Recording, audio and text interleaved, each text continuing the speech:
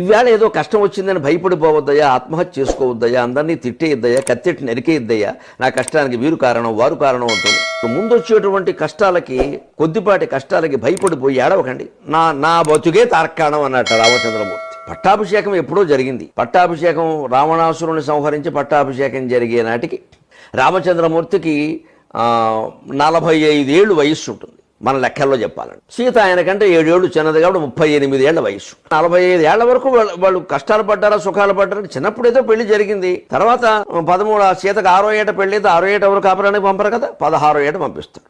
అంటే 10 ఏళ్ళు ఇంట్లోనే ఉంది ఆవిడకి. 16వ ఏట కాపురానికి వెళితే 2-3 ఏళ్ళు అక్కడ కాపురం ఇంకా చేయకుండానే వనవాసం వచ్చేసింది. మరి కష్టమా కాదా? అందుకే సీత బతుకంతా కష్టాలేదమ్మా. మరి సీతే ఆదర్శం కదండి. అంతే మన జీవితంలో కూడా కష్టాలు ఉంటేనే మనం లోకానికి ఆదర్శంగా ఉండగలుగుతాం. కష్టాలు ఉంటేనే మనం జ్ఞానం పొందుతాం. కష్టాలు ఉంటేనే మనం మేరు పర్వతంలా నిలబడతాం. అలాగని